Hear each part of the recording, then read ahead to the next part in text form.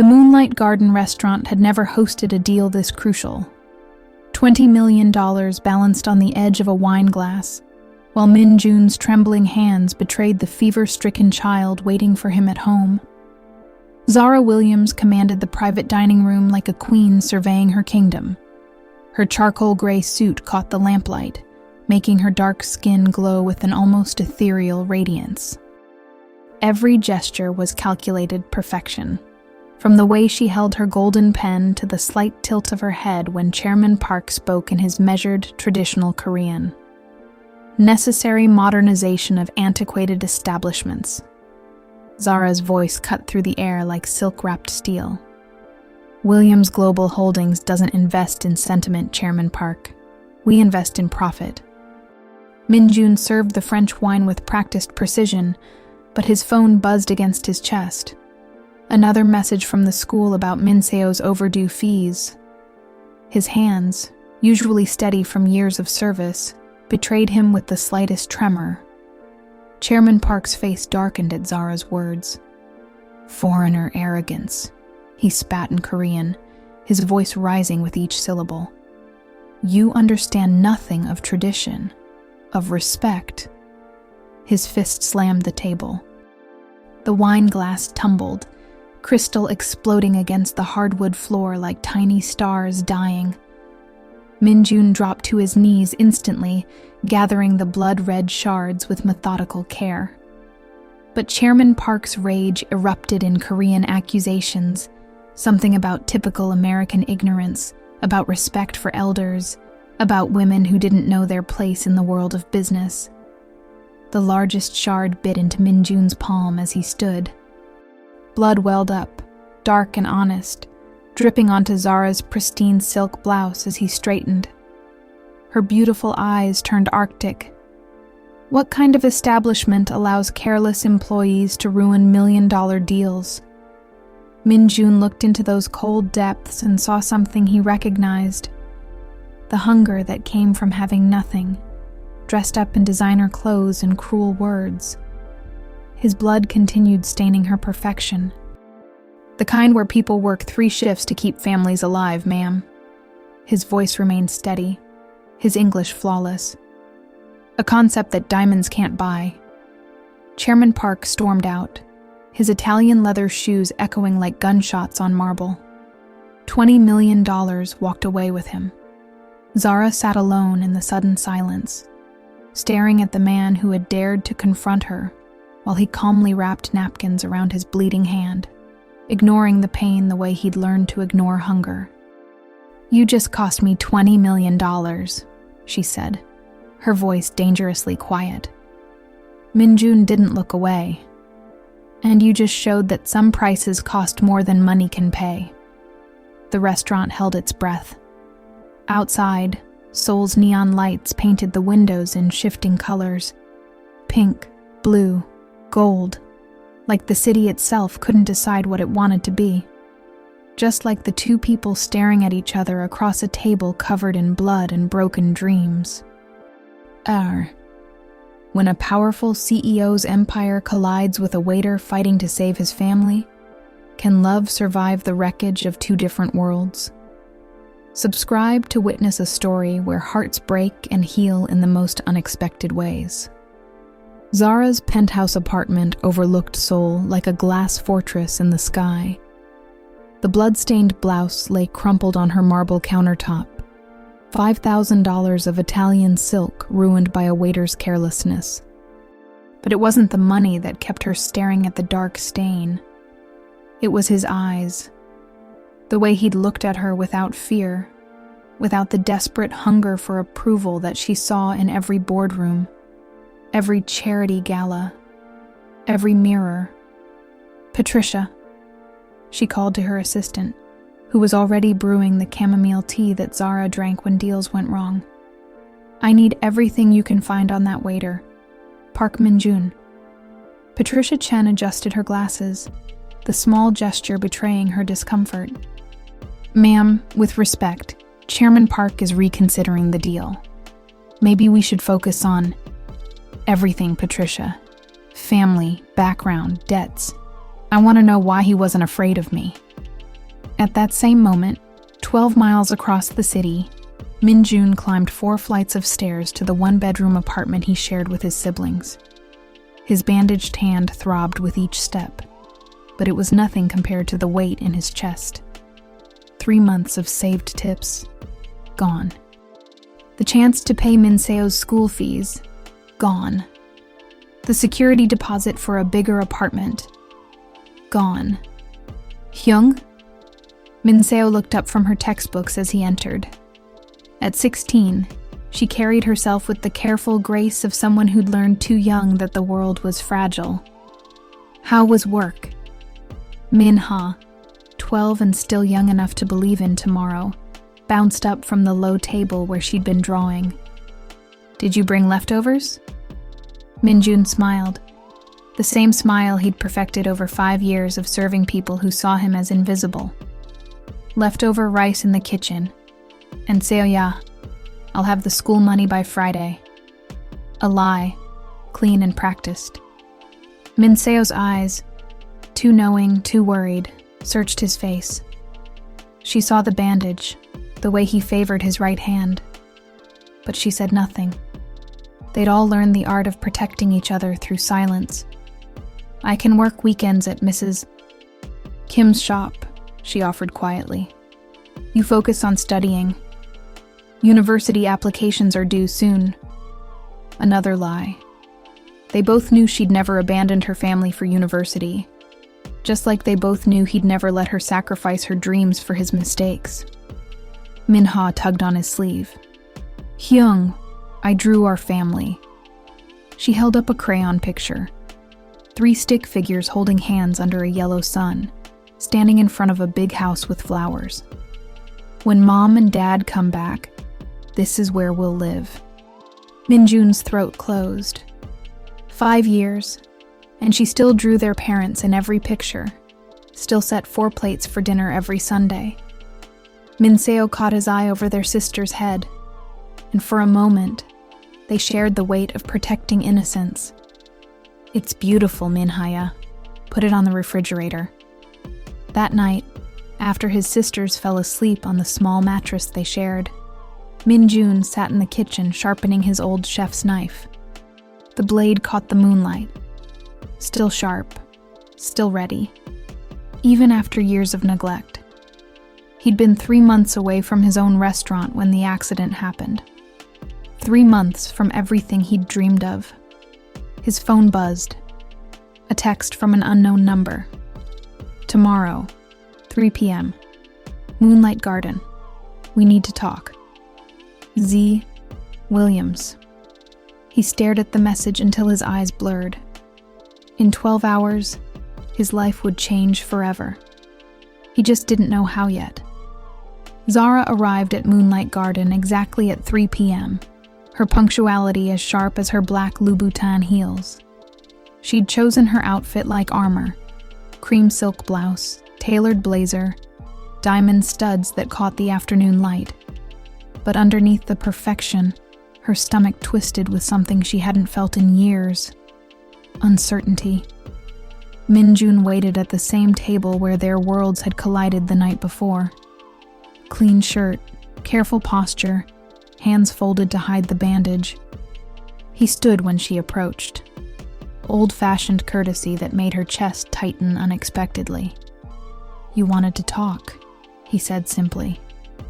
Zara had rehearsed this conversation during the sleepless night, had planned every word like a business negotiation. But sitting across from him in the afternoon light streaming through traditional latticed windows, her prepared speech dissolved. I looked you up, she said instead. Something flickered in his eyes. Not fear, but resignation. And what did you find? Le Cordon Bleu Scholarship. Top 5% of your class. Job offers from 3 Michelin-starred restaurants in Paris. She paused, studying his face. And then, nothing. 5 years of nothing. Min-jun's jaw tightened almost imperceptibly. I chose family. No one chooses to throw away that kind of talent. You don't know anything about my choices. The words hung between them, a challenge and a wall.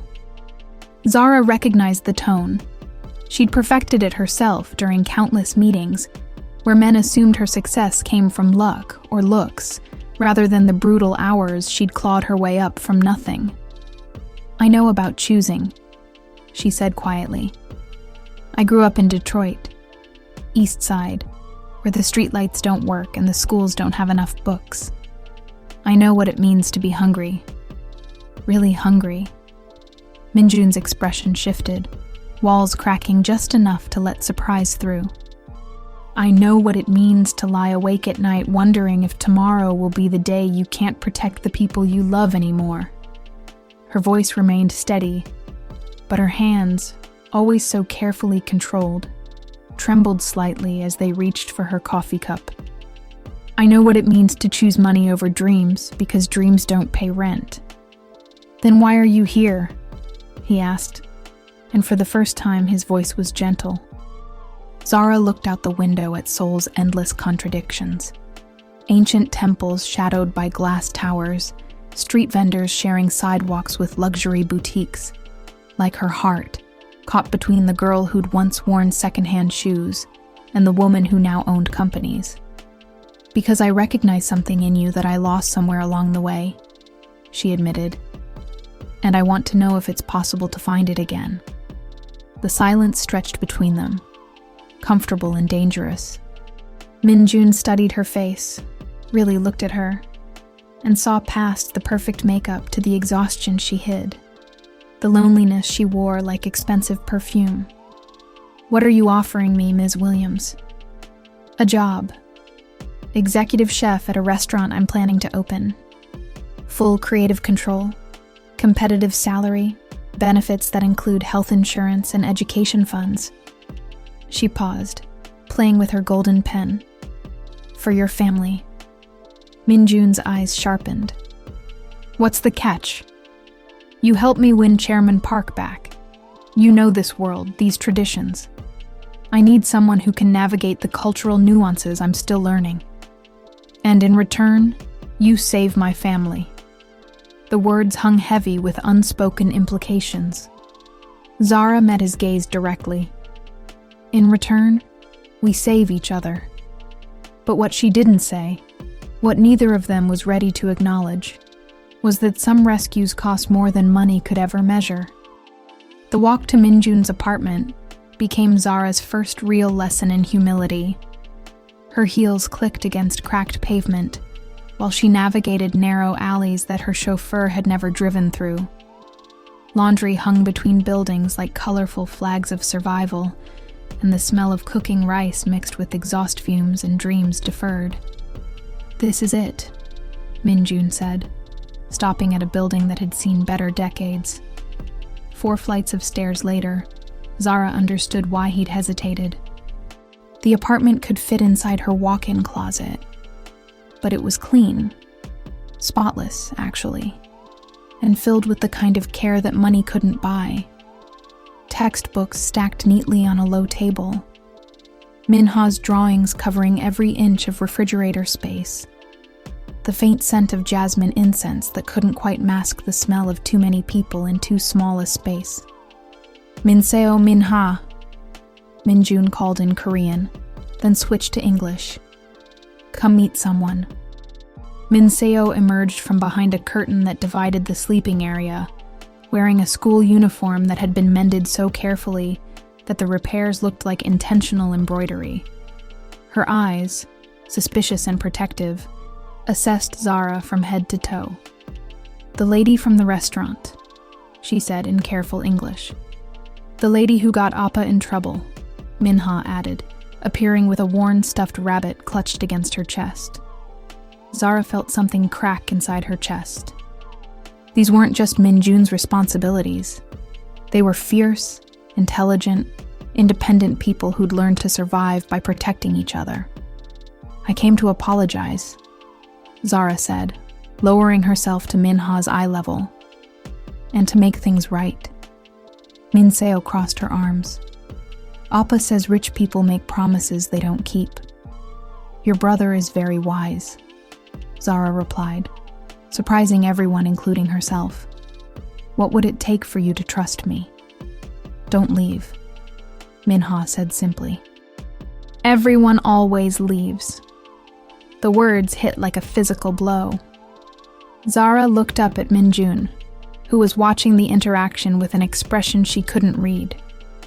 In that moment, she understood that winning his trust meant earning theirs, and that these children had been abandoned before. "What happened to your parents?" she asked gently. Minseo's face closed off immediately, but Minha, still young enough to believe in sharing pain, whispered, "Car accident. When I was 7. Opa was supposed to go to France, but he stayed to take care of us instead." France. Le cordon bleu. Dreams sacrificed on the altar of love. "I lost my parents too," Zara said, the words surprising her with their truth. Different kind of leaving, but gone is gone. For the first time, Minseo's armor cracked. "How old were you?" 15. My sister was 12, like Minha." "What happened to your sister?" The question hung in the air like smoke. Zara's throat closed around words she'd never spoken aloud. "I don't know. I looked for her for years. She disappeared into the system, and by the time I had money to search properly, she was gone." Instead, she said, "Sometimes families break apart, and sometimes, if you're very lucky, they find new ways to come together." Minjun was staring at her with new understanding. Patricia's research had been thorough, but it hadn't captured this. The raw honesty in her voice, the way her perfectly manicured hands trembled slightly as she spoke. "Are you hungry?" he asked suddenly. "Always," Zara replied, and meant it in ways that had nothing to do with food. What happened next would change everything. Minjun cooking for her with the skill of a master chef, while his sisters watched their careful world expand to include this strange, powerful woman who somehow understood their particular brand of heartbreak. But first, Minha asked the question that would haunt them all. "If you help us, who's going to help you?" Minjun moved through the tiny kitchen like a dancer who'd never forgotten the steps. Zara watched from the doorway, mesmerized by the transformation. This wasn't the careful waiter from the restaurant. This was an artist reclaiming his medium. "Kimchi fried rice," he explained, his voice different when he talked about food. "But I add a touch of truffle oil, something I learned in Paris." The rice sizzled in the pan, releasing a fragrance that made Zara's stomach clench with hunger she'd forgotten she could feel. When had she last eaten a meal prepared with love instead of obligation? "Tell me about Paris," she said, settling at the small table where Minseo was pretending to study while obviously listening. Minjun's hands paused for barely a heartbeat. "Different world, different life. You would have been successful there. Success isn't just about what you achieve. It's about who you choose to achieve it with." He glanced at his sisters, and Zara saw the weight of 5 years in that look. Bedtime stories and scraped knees and parent-teacher conferences he'd attended alone. "Do you regret it?" she asked quietly. "Ask me again in 10 years. He plated the rice with the precision of fine dining, but served it in chipped bowls that spoke of a family making do. The first bite transported Zara completely. Perfect texture, layers of flavor that built and evolved. Technique so flawless it made her want to weep. "This is," she began, then stopped. In her world, everything was compared, rated, evaluated. But this meal demanded a different language. "Good?" Minha asked hopefully. "Magic," Zara said, and watched the little girl's face light up. Minseo was studying her with new interest. "You really grew up poor?" "Poorer than you can imagine. We stole bread from convenience stores. wore the same clothes until they fell apart. I learned to do makeup by practicing with my sister using crayons. The memories tasted bitter after the perfect rice. I swore I'd never be hungry again. But you're still hungry, Min Seo observed with startling perception. Zara met the teenager's knowing eyes. Different kind of hunger. Min-jun sat down with his own bowl, and for a moment, they were just 4 people sharing a meal. The apartment felt less cramped, the silence less heavy. Outside, Seoul hummed with its million different lives, but inside this small space, something new was being born. The restaurant position, Min-jun said eventually. It's real? I don't make offers I can't deliver. And Chairman Park? Leave him to me. I have something he wants more than tradition. She smiled, and for once it wasn't calculated. I have you. Min Seo looked up sharply. What does that mean? Zara realized she'd stepped into dangerous territory. The space where business became personal, where protecting her own interests meant protecting this family. It means your brother is more valuable than he knows, she said carefully. But what she thought was, it means I'm already in too deep to find my way back. Min-ha, oblivious to the adult undercurrents, had climbed onto Min-jun's lap and was showing Zara a photo on his phone. This is our parents, she said proudly. They're in heaven now, but Appa says they watch over us. The photo showed a young couple. The man had Min-jun's gentle eyes. The woman had Min Seo's determined chin. They were laughing at something outside the frame, arms wrapped around each other like they'd never let go. They look happy, Zara said, throat tight. Appa says happiness isn't about having everything you want, Min-ha continued with 7-year-old wisdom. It's about wanting what you have.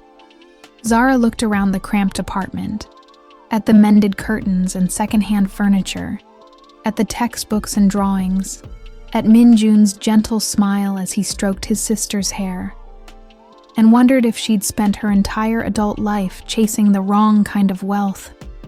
But happiness was a luxury she couldn't afford, not when she had empires to build and enemies to defeat. Not when loving this family meant risking everything she'd fought to create. Or so she told herself, even as Min-ha fell asleep against her shoulder and Min-jun's eyes promised complications she wasn't ready to name. The call came during Zara's board meeting with Williams Global Holdings' Asian division. Patricia burst through the mahogany doors, unprecedented behavior that made 12 executives turn to stare. I'm sorry, ma'am, but you need to take this call. It's about Min-jun's sister. Zara's blood turned to ice water. Excuse me, gentlemen. We'll resume in 30 minutes. The hospital smell hit her like a physical blow. Antiseptic and fear, and the particular desperation that lived in emergency waiting rooms.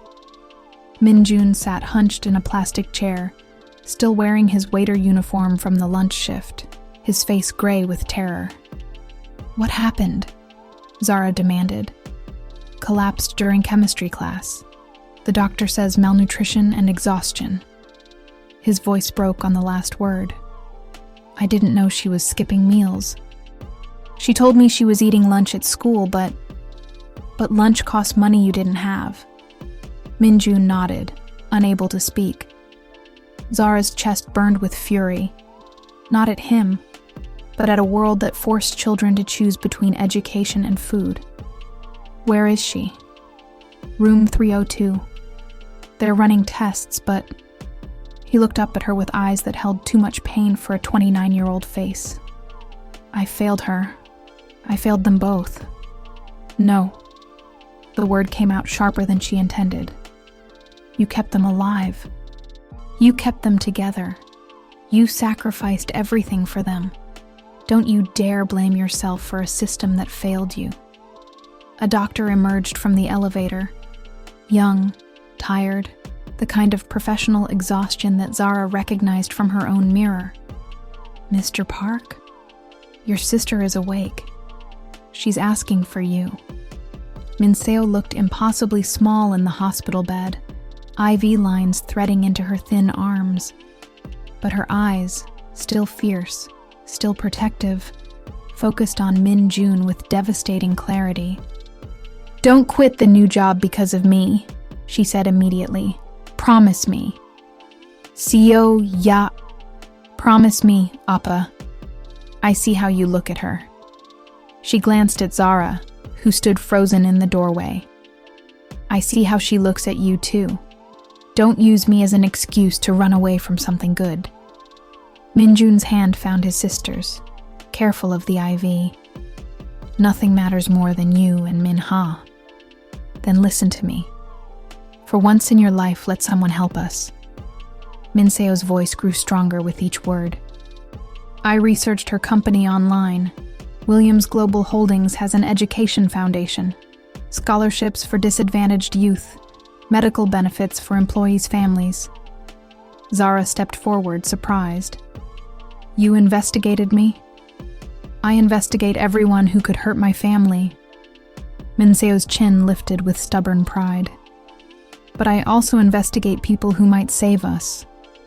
The teenager's directness cut through all of Zara's careful emotional barriers.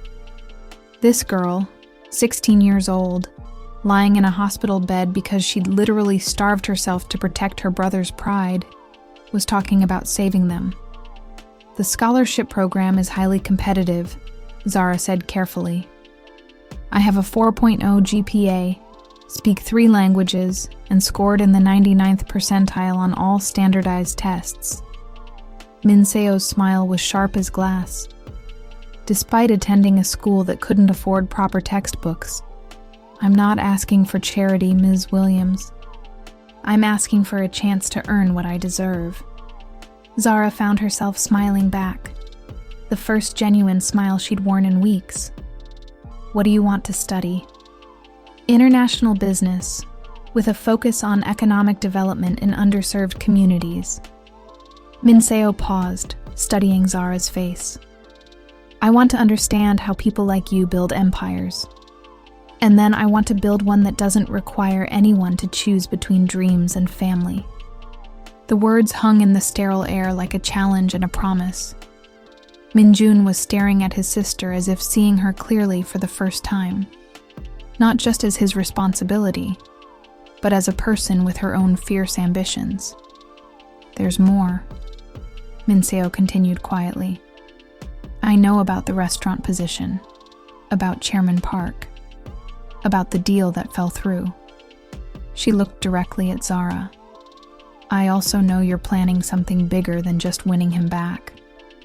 Zara's carefully constructed world tilted on its axis. "What do you know?" "I know that Chairman Park owned the trucking company that killed our parents.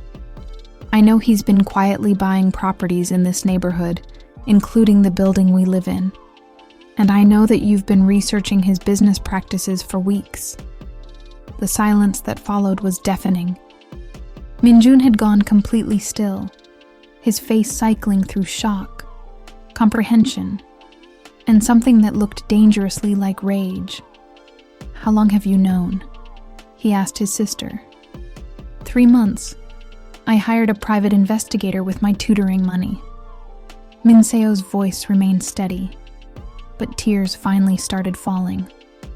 "I was going to tell you when I had enough evidence to do something about it. But then she showed up, and I realized, maybe I don't have to carry this alone anymore." Zara felt the ground shifting beneath her feet. Everything she thought she understood about this family, about her own motivations, about the careful game she'd been playing with Chairman Park, all of it was crumbling into something far more dangerous and personal. "What do you want from me?" she asked quietly. "Help us get justice for our parents," Min Seo said. "And in return," she looked between Zara and Min Jun, something ancient and knowing in her 16-year-old eyes. "In return, let us help you remember what it feels like to have a family." Outside the hospital window, Seoul's lights were beginning to flicker on. millions of lives intersecting in ways they'd never fully understand. But in room 302, 4 people who'd learned to survive alone were about to discover what it meant to fight together. The question was, would they destroy Chairman Park, or would he destroy them first? Chairman Park Sang-min's private office occupied the entire top floor of the Park Industrial Building, its floor-to-ceiling windows offering a commanding view of Seoul. But tonight, he stood with his back to the city, staring at a photograph he'd hidden in his desk drawer for 5 years. The photo showed a younger version of himself at a company dinner, arm around the shoulders of Park Tae-hwan, Min-jun's father. 2 friends celebrating the launch of a new logistics partnership. 2 men who'd trusted each other completely, until trust became the weapon that destroyed everything. His secretary knocked softly. "Sir, Ms. Williams is here for your 9 p.m. appointment." "Send her in." Zara entered wearing navy silk and determination, but Chairman Park could see the barely controlled fury in her perfect posture. She'd learned something. The question was how much. "You killed them," she said without preamble.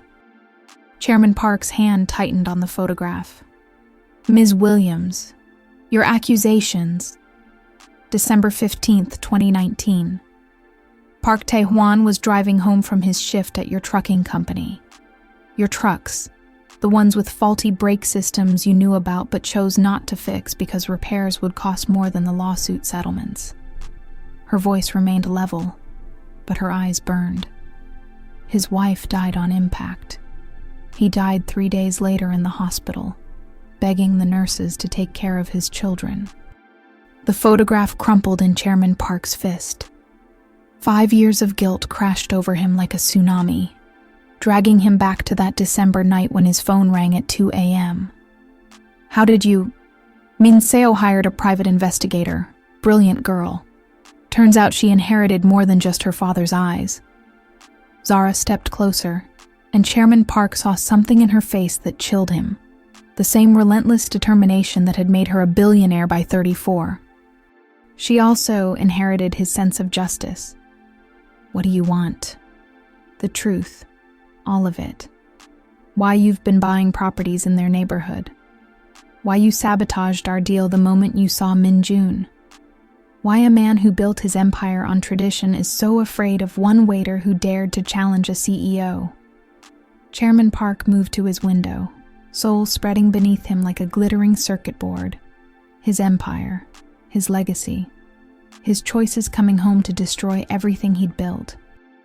"Tae-hwan was my closest friend," he said finally. "We grew up together, started our first business together. When he needed steady work to support his young family, I gave him the trucking job. Promised him it was safe. But it wasn't. The brake systems were manufactured in China. Cheaper than Korean parts, but..." He closed his eyes. The safety reports were inconclusive. 50-50 chance of failure. I chose profit over caution. And when they died, I told myself it was an accident. Bad luck. I even paid for their funeral quietly. Set up a small trust fund for the children. His laugh was bitter, as if money could bring back what I stole from them. Zara's voice softened slightly. But that wasn't enough. Min-jun looks exactly like his father. Same eyes, same stubborn pride, same way of standing up to bullies. Chairman Park turned back to face her. "When I saw him in that restaurant, challenging you without fear, it was like seeing Tae-hwan's ghost. All my guilt came rushing back. So you've been buying their neighborhood to do what? Force them out? Make them disappear so you don't have to face what you did? I thought, if I could relocate them somewhere better, give them new opportunities away from Seoul." He trailed off, realizing how hollow it sounded. "I was trying to ease my conscience by controlling their lives without their consent." The words hung between them like a death sentence. Chairman Park sank into his leather chair, suddenly looking every one of his 58 years. "What will you do with this information?" he asked quietly.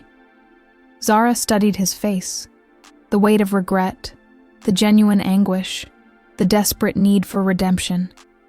She'd come here planning to destroy him, but sitting across from a broken man who'd been drowning in guilt for 5 years, she found herself thinking of Min Jun's words.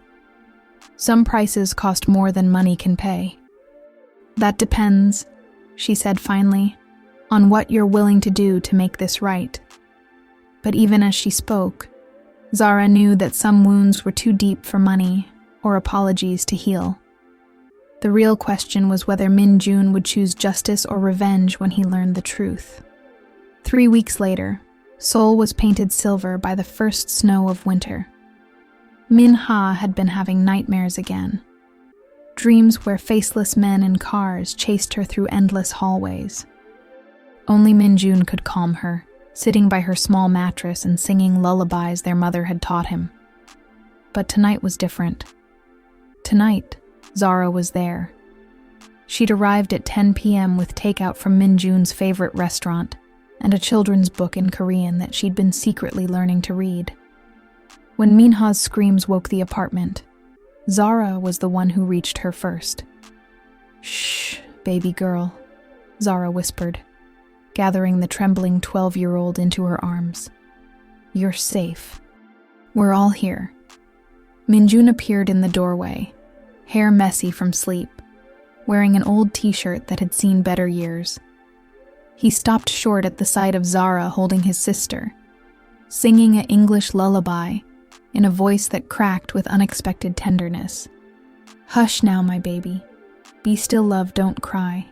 Sleep as you're rocked by the stream." Min Ha's sobs quieted. Min Seo emerged from behind the curtain, rubbing her eyes but smiling at the scene. For a moment, they looked like what they'd never been but always wanted. A complete family.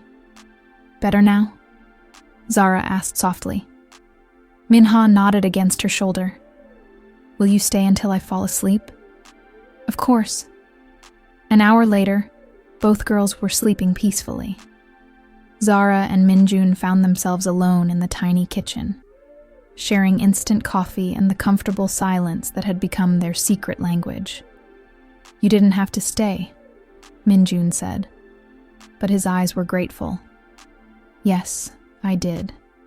He looked at her, really looked, taking in the way her expensive silk blouse was wrinkled from holding Min Ha, how her perfect makeup was smudged, how she looked more beautiful in his cramped kitchen than she ever had in boardrooms full of powerful men. "Zara," he said, her name soft on his lips. "I know." She met his gaze directly. "I know what this is becoming. I know what we're risking. And I've spent my whole life being smart and careful and alone." She stood, moving closer until she could see the gold flecks in his dark eyes. "I'm tired of being alone." The kiss happened like snow falling, inevitable, gentle, perfect. Min Jun's hands framed her face while hers tangled in his hair, and for 30 seconds, the world outside ceased to exist. There was only the taste of coffee and promises, the sound of their hearts beating in sync, the way she fit against him like she'd been made for this moment. When they broke apart, both breathing hard, Min Jun rested his forehead against hers. "This changes everything," he whispered. "I know. The media, your board of directors, Chairman Park. I know. My sisters, they're just starting to trust you. If this falls apart." Zara silenced him with another kiss, softer this time but no less devastating. "Then we don't let it fall apart." What they didn't know was that a photographer with a telephoto lens had been watching from the building across the street, waiting for exactly this moment. By morning, the photo would be on the front page of every tabloid in Seoul. The powerful CEO Zara Williams kissing her waiter, both of them silhouetted against the cheap curtains of a poverty-stricken apartment. The headline would read, "Beauty and the Beast, American Mogul's Secret Affair with Servant." By noon, Min Jun's phone would be ringing nonstop. Min Seo would be surrounded by reporters outside her school. Min Ha would hide under her desk, crying while classmates whispered about her family's shame. And Zara would be forced to choose between protecting the man she was falling in love with and saving the empire she'd built from nothing. But for now, in the silence of a snow-covered night, they held each other and pretended that love could be enough to shield them from the storm that was coming. The Williams Global Holdings Emergency Board meeting convened at 6 a.m., 12 executives in $1,000 suits sitting around a mahogany table like judges at a tribunal. The scandal had been burning through social media for 6 hours. Zara and the waiter was trending worldwide. "This is unacceptable," declared board member Harrison Webb, sliding a tablet across the table. The photos were everywhere. Zara and Min Jun kissing, holding hands, laughing together at some private joke. "Our stock price has dropped 8% overnight." Zara sat at the head of the table in her armor of choice, a black power suit that cost more than most people's monthly salary, diamonds glinting at her ears like weapons. But underneath the perfect facade, her hands trembled with exhaustion and fury. "The situation is contained," she said coolly. "Contained." Webb's voice rose. "You're romantically involved with a waiter, a Korean waiter with 2 dependents and no prospects. The Korean business community sees this as a mockery of their traditions. What I do in my personal life." "There is no personal life for someone in your position," interrupted Margaret Chen, the board's longest-serving member. "You know this, Zara. You've always known this." Patricia entered quietly, placing a folder in front of Zara. "Ma'am, the Korean media response is extensive." The headlines were brutal. "American CEO toys with Korean working class. Cultural imperialism in designer heels. When money can't buy class. Chairman Park has withdrawn from all negotiations," Patricia continued. 3 other Korean partners are reconsidering their contracts. The Seoul Investment Summit has rescinded your speaking invitation." Zara's jaw tightened. 5 years of careful relationship building destroyed in one night. "There's more," Webb said with barely concealed satisfaction. "We've received a formal proposal from the Blackstone Group. They're offering to buy out your controlling shares at a generous premium." The folder he slid across contained more zeros than most people would see in a lifetime. Enough money to disappear forever, to start over somewhere else, to never have to choose between love and power again. "They're vultures," Zara said flatly. "They're businessmen, and they recognize an opportunity when they see one." Webb leaned forward. "Face facts, Zara. This relationship has made you a liability. Take the deal. Retire gracefully. Enjoy your little romance without destroying everything you've built." The conference room fell silent, except for the hum of air conditioning and the distant sound of Seoul traffic 40 floors below. Zara stared at the buyout proposal, at the escape hatch that would solve all her problems. All her problems, except the one that mattered most. Her phone buzzed. A text from Min Jun. "The girls are okay. Don't let them win." She looked around the table at 12 faces that had never known hunger, never chosen between rent and groceries, never sacrificed dreams to protect the people they loved. These men and women saw her relationship as a weakness, a distraction, a threat to their profits. They didn't understand that Min Jun and his sisters had given her something she'd forgotten how to want, a reason to be better than just successful. "Counter-proposal," she said, closing the buyout folder without signing it.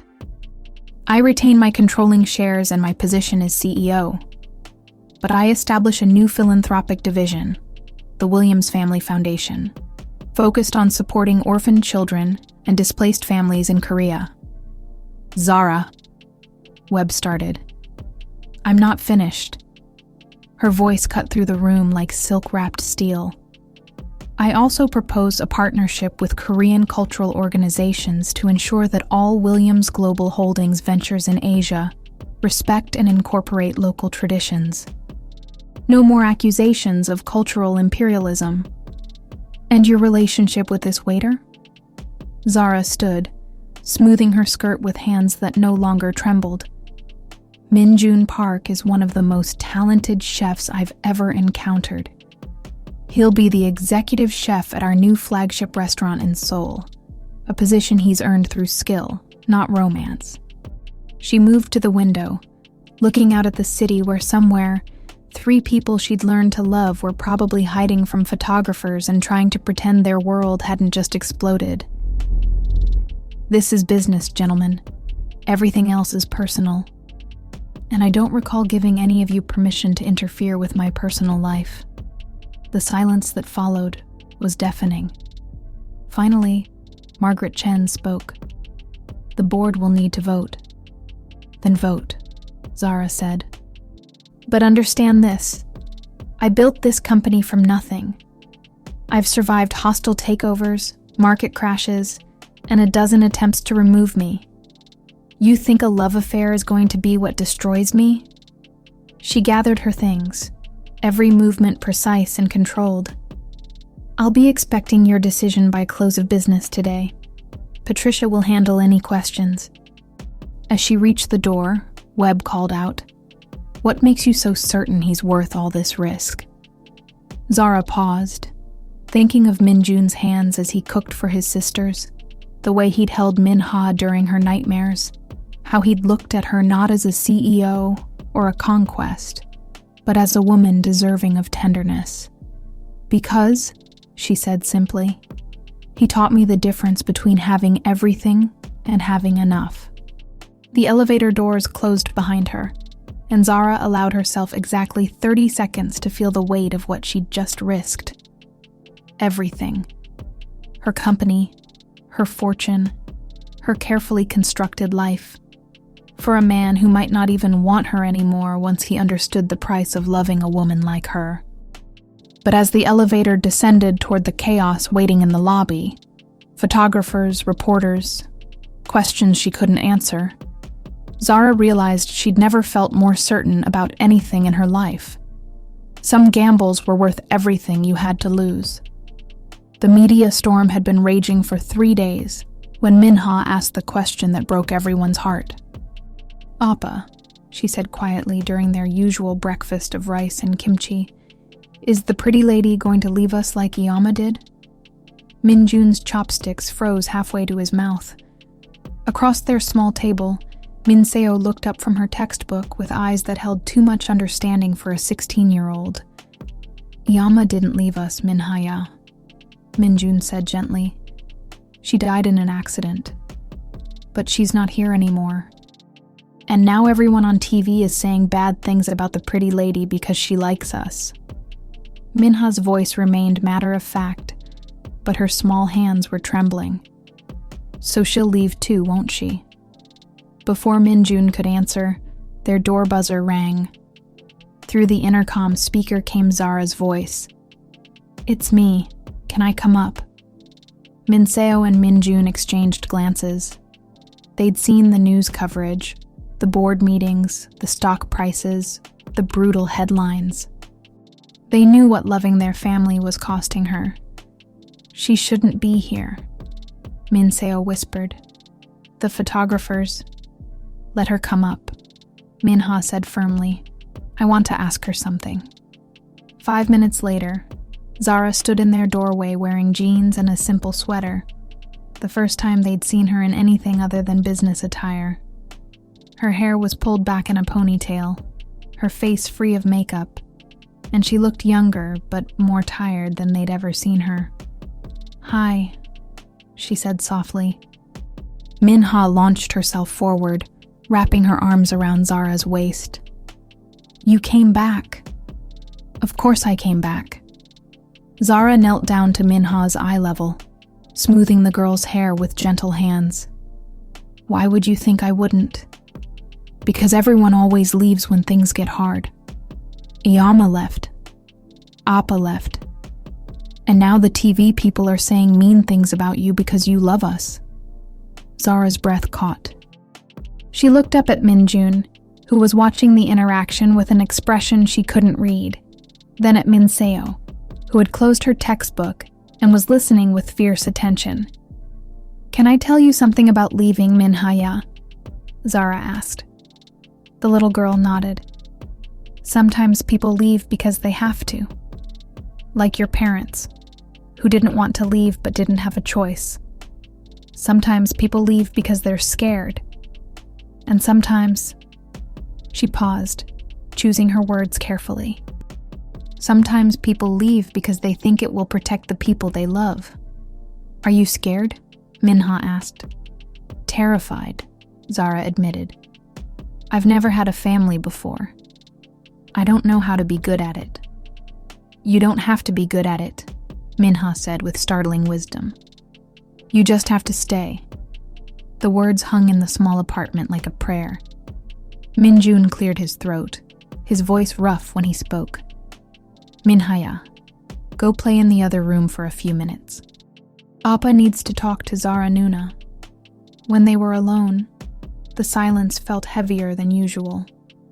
Minjun studied Zara's face, the exhaustion she couldn't hide, the vulnerability that her designer armor usually concealed. "You're thinking about leaving," he said. It wasn't a question. "My board wants me to sell the company. Take a buyout and disappear. It would solve everything. For you, for me, for everyone. Except Minha, who's already been abandoned by everyone she's ever loved." The words hit like a physical blow. Zara sank onto their small couch, suddenly looking fragile in a way that had nothing to do with her size. "I don't know how to do this, Minjun. I don't know how to love people without destroying them." He sat beside her, careful not to touch but close enough that she could feel his warmth. "Do you want to learn? What if I'm not capable of it? What if I'm too damaged, too selfish, too... You held my sister through her nightmares. You got Minseo the medical care she needed without making us feel like charity cases. You're fighting your entire board of directors to protect us." Minjun's voice was soft but steady. "If that's not love, what is?" Zara looked around the apartment that had become more of a home to her than her penthouse ever had. At the refrigerator covered in Minha's drawings, at Minseo's carefully organized textbooks, at the family photo where two parents smiled out at the children they'd never see grow up. "What if they're right?" she whispered. "What if loving me ruins your lives?" "Look at me," Minjun said gently. When she did, he saw the scared little girl underneath the CEO facade, the 15-year-old who'd lost her family and spent 20 years building walls so high that no one could hurt her again. "My parents loved each other more than anything in the world," he said. "They were poor, they struggled, they made mistakes. But they loved each other, and they loved us, and that love made everything else bearable. Until they died." "Until they died," he agreed. "But the love didn't die with them. It's still here, in how Minseo fights for her dreams, in how Minha still believes in happy endings, in how I learned to put family first." He paused. "And now it's here with you too." Zara closed her eyes, tears finally falling. "I'm so scared." "Good," Minjun said, and this time he did touch her. Just his hand covering hers, warm and steady and sure. People who aren't scared don't fight hard enough to keep what matters. From the other room came Minha's voice, singing one of the lullabies that Zara had taught her. The sound wrapped around them like a promise, like hope, like the possibility of healing even the deepest wounds. "Stay," Minjun whispered. "Please." Whatever it costs, we'll figure it out together. And for the first time in her adult life, Zara Williams chose love over safety, family over empire, enough over everything. But the hardest battles were still to come. Patricia Chen had always prided herself on her loyalty, but sitting in her car outside Chairman Park's corporate headquarters at 2 a.m., she wondered if loyalty had limits. The thumb drive in her purse contained enough evidence to destroy Chairman Park's empire. Falsified safety reports, bribed inspectors, a paper trail of cover-ups stretching back 6 years. More than enough to give Min Jun and his sisters the justice they deserved. But it also contained something else. Something that would devastate Zara if she ever learned the truth. Patricia's phone buzzed. A text from her contact at Park Industries. Security shift change in 5 minutes. Service entrance, 3rd floor. You have 20 minutes. She'd been Zara's assistant for 4 years, had seen her boss build an empire through sheer determination and ruthless intelligence. She'd also seen her grow isolated, guarded, choosing power over connection every single time. Until Min Jun. Patricia had watched Zara transform over the past month. Softer edges, genuine laughter, the kind of tenderness that couldn't be faked. For the first time since Patricia had known her, Zara seemed happy, which made what Patricia was about to discover all the more devastating. The Park Industries building was a monument to corporate success, all glass and steel, and the kind of architectural arrogance that declared itself invincible. Patricia's heels clicked against marble floors as she made her way to Chairman Park's private office, her borrowed keycard opening each security door. She'd done this before for Zara. Industrial espionage dressed up as due diligence. But tonight felt different. Tonight felt like betrayal. Chairman Park's personal files were exactly where her contact had promised, locked in a safe behind a painting of Mount Fuji. The combination was his wife's birthday. Predictable, but then again, most powerful men were predictable in their weaknesses. The first folder contained what she'd expected. Safety reports marked confidential, maintenance records with forged signatures, correspondence about acceptable loss ratios that made her stomach turn. The second folder made her blood freeze. Medical records, laboratory reports. A private investigator's findings marked priority, locate, and verify. And at the bottom of the stack, a photograph that made Patricia sink into Chairman Park's leather chair with shaking hands. The photograph showed 2 girls, maybe 12 and 15, sitting on the front steps of a Detroit homeless shelter. The older girl had her arm around the younger one, both of them wearing clothes that had seen better years. The younger girl was laughing at something off camera, her face bright with the kind of joy that poverty couldn't quite extinguish. She looked exactly like Min Ha. Patricia flipped the photograph over, written in Chairman Park's handwriting. Keisha Williams, age 12. Sister to Zara Williams, Detroit Family Services, 2003. Current location unknown. The room seemed to tilt on its axis. Patricia stared at the dates, cross-referenced the files, felt the pieces of an impossible puzzle clicking into place. Min Ha wasn't Min Jun's biological sister. She was Zara's. The adoption papers were buried deeper in the file. A black market transaction that had moved a traumatized 12-year-old from Detroit's broken foster system to South Korea, where she'd been placed with a young couple named Park Tae-hwan and his wife. The couple who'd died 5 years ago, leaving their daughter in the care of their son Min Jun. The couple who'd never been able to have children of their own, who'd fallen in love with a scared American girl and given her a new name, a new language, a new life. Patricia's hands shook as she photographed every document.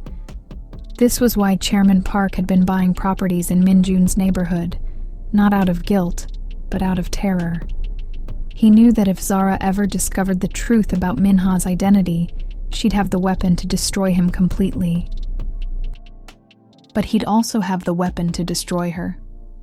Because Zara had spent 20 years searching for her lost sister, had hired investigators across 3 continents, had never given up hope that Keisha was alive somewhere, waiting to be found.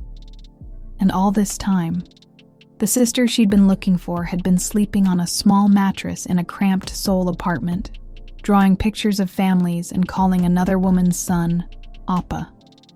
Patricia gathered the files, her mind racing. She could keep the secret, could let Zara continue believing that Minha was just the sister of the man she loved.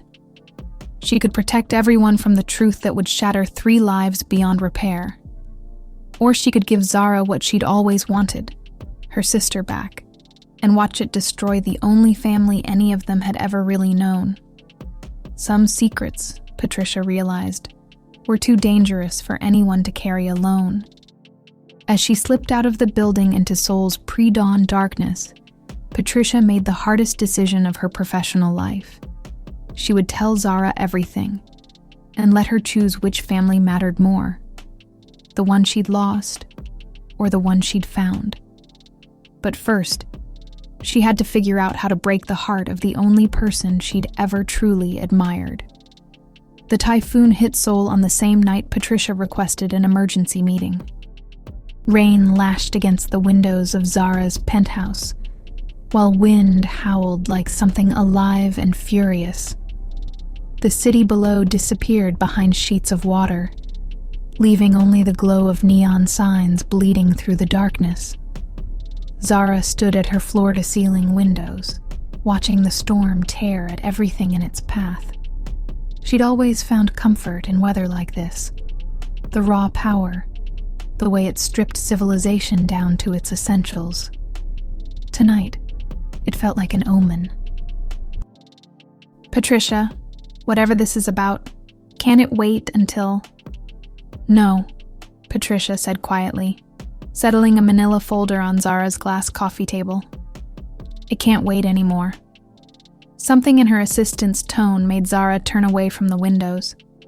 Patricia looked haggard, her usually perfect composure cracked around the edges.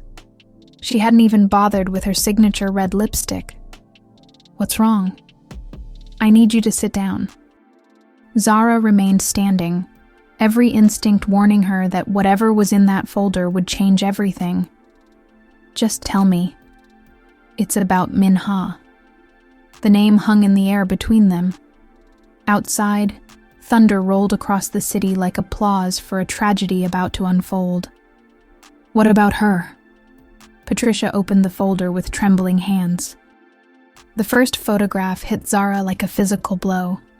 2 girls on shelter steps, one laughing with a face she recognized from every mirror, every childhood memory she'd tried to bury. Her real name is Keisha Williams, Patricia said softly. She's your sister. The world stopped. Zara stared at the photograph, at the impossible face of the girl she'd searched for across continents and decades. The girl who'd been stolen from her by a system that cared more about paperwork than families. That's not possible. Illegal adoption. Forged documents. Chairman Park arranged it through his international connections. Desperate Korean couple. American girl who'd fallen through the cracks. Patricia's voice was clinical, professional, but her eyes were full of tears. The Parks renamed her Minha, taught her Korean, gave her a new identity. When they died, she was so traumatized she suppressed most of her English memories. Zara sank onto her white leather couch, the photograph trembling in her hands. 20 years of searching. 20 years of hiring investigators and following false leads, and living with the guilt of losing the only family she'd ever really had. Does she know? No. The trauma, the language barrier, the age she was when it happened. She genuinely believes she's Minjun's biological sister. And Minjun? He has no idea. The Parks never told him she was adopted. He's been raising his dead parents' daughter, not knowing she's actually... Patricia paused. She's actually the sister of the woman he's falling in love with. The irony was devastating. Zara had been drawn to Minjun's family partly because of Min-ha, the bright, resilient girl who reminded her so much of Keisha. Because she was Keisha. There's more. Patricia continued, producing more documents. Chairman Park has known for months. That's why he's been so desperate to keep you and Minjun apart. He knows that if you ever discovered the truth, I'd have enough leverage to destroy him completely. Zara's voice was hollow. The illegal adoption, the cover-up, the falsified documents, it would end his career and probably send him to prison. Another roll of thunder, closer this time. The storm was moving inland, gaining strength. Zara studied the photograph again, memorizing details she'd forgotten. The way Keisha held her left shoulder slightly higher when she was nervous, the scar on her chin from falling off a swing set, the gap between her front teeth that orthodontists had probably fixed by now. Except they hadn't fixed it. Min-ha still had that same gap, the same nervous shoulder, the same laugh that had once been the brightest sound in Zara's world. "What am I supposed to do with this?" Zara whispered. "I don't know. If I tell her, it destroys her relationship with Minjun. She loses the only family she's ever really known, the only language she's fluent in, the only identity she's ever had." Zara stood, beginning to pace. "But if I don't tell her, you lose your sister again. This time by choice. The cruel mathematics of love. Saving one family meant destroying another." Zara thought of Min-ha's drawings covering the refrigerator, all of them featuring 3 stick figures holding hands. Her definition of family had never included a long-lost sister from America. "Does Chairman Park know that I know?" "Not yet, but he will soon. My source says he's planning to make a preemptive move. Offer Minjun money to take the girls and disappear." Zara stopped pacing. "How much money?" "Enough to give Min-seo a full university education and set Min-ha up for life. Enough to salve Minjun's conscience about taking them away from you." The plan was elegant in its cruelty. Solve Chairman Park's problem, while appearing to be generous. Give Minjun the resources to care for his family properly, but only if he removed them from Zara's life forever. He's betting that Minjun will choose his sister's financial security over love, Zara realized. Wouldn't you? The question struck home. A month ago, Zara would have made the same choice. Practical, logical, safe. But she'd learned something from this complicated, impossible family. Love wasn't always logical.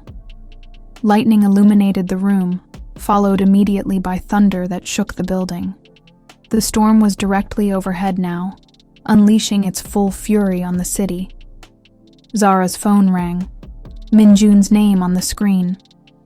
"The power's out in our building," his voice said without preamble. "Min-ha's scared of the dark, and Min-seo can't study for her exam tomorrow. Would it be okay if we came to your place tonight?"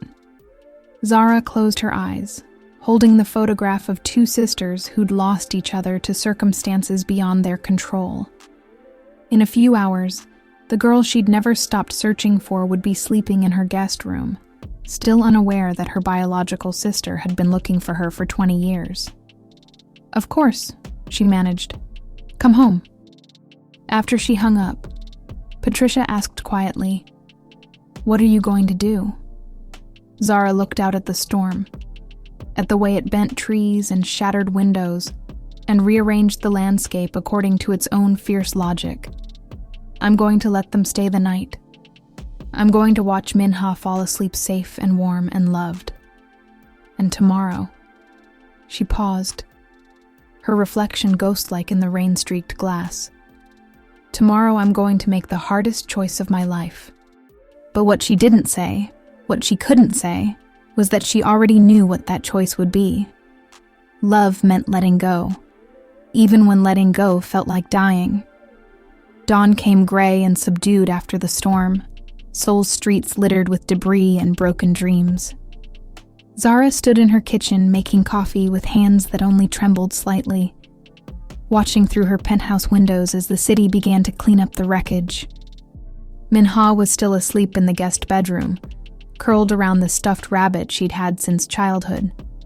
The same rabbit that had belonged to Keisha Williams in a Detroit homeless shelter 20 years ago. Min Seo was at the dining table, textbooks spread around her like battle plans, preparing for exams that would determine her future. Minjun sat on the couch, still wearing yesterday's clothes, checking messages from the restaurant. A perfect domestic scene, if you didn't know that it was built on lies and about to crumble. Patricia arrived at 8 a.m. with more devastating news. Chairman Park had moved faster than anticipated. His offer to Min Jun was being delivered this morning. $5 million and guaranteed university placements for both girls, conditional on their immediate relocation to Canada, and a signed non-disclosure agreement. He's giving Min Jun an hour to decide, Patricia reported quietly, while the family was out of earshot. After that, he threatens to go public with evidence that Min Jun has been using his sisters to manipulate you for financial gain. Zara's coffee cup cracked in her grip, hot liquid spilling across her fingers. Fabricated evidence. Does it matter? By the time the truth comes out, the damage will be done. Min Jun's reputation will be destroyed. The girls will be expelled from school, and you'll be accused of being a naive CEO who fell for an elaborate con. The timing was perfect. Forced the choice before anyone had time to think, to breathe, to find alternative solutions. Zara recognized the strategy because she'd used it herself in hostile takeovers. Create urgency, limit options, make surrender seem like the only rational choice. There's something else, Patricia continued. I found Chairman Park's endgame. He's not just trying to separate you from Min Jun, he's trying to acquire Williams Global Holdings. The board is meeting this afternoon for a no-confidence vote. Everything clicked into place with devastating clarity. The scandal, the pressure, the carefully orchestrated chaos. All of it designed to push Zara toward the buyout offer or force the board to remove her. Chairman Park would swoop in as the White Knight, stabilizing the company while eliminating the threat she represented. Zara looked at Min Jun, who was helping Min Seo with her calculus homework, their heads bent together in concentration. He had no idea that in 2 hours, he'd be forced to choose between the woman he loved and the sisters he'd sacrificed everything to protect, or that one of those sisters was actually the woman's long-lost family. The doorbell rang with military precision, exactly 9 a.m. Chairman Park's messenger arrived with an elegant briefcase and eyes that revealed nothing. Mr. Park Min Jun? The man asked in accented English. Min Jun stood slowly, something in the messenger's tone setting off alarm bells. Yes. I have a proposal from Chairman Park Sang-min. He requests your immediate consideration. The briefcase opened to reveal documents typed on expensive letterhead, bank statements showing wire transfers already prepared, and photographs that made Min Jun's face go white with shock. Photos of him and Zara together. Photos of his sisters with Zara.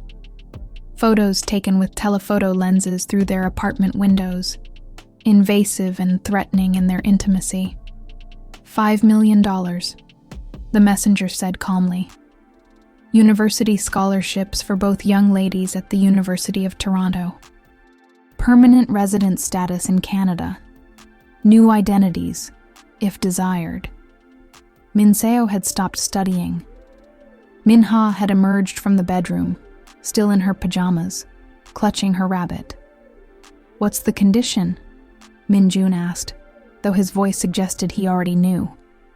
Complete severance of all contact with Ms. Williams, immediate departure from Seoul, and your signature on a non-disclosure agreement regarding your relationship.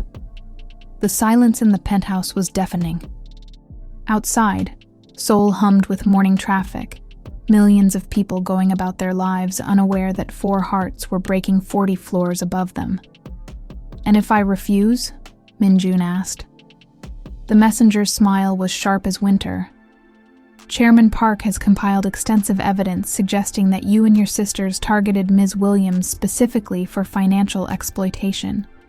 False documents, staged encounters, manufactured emergencies designed to elicit sympathy and support." "That's not true," Min Seo said fiercely. "Truth is irrelevant, young lady. Perception is what matters.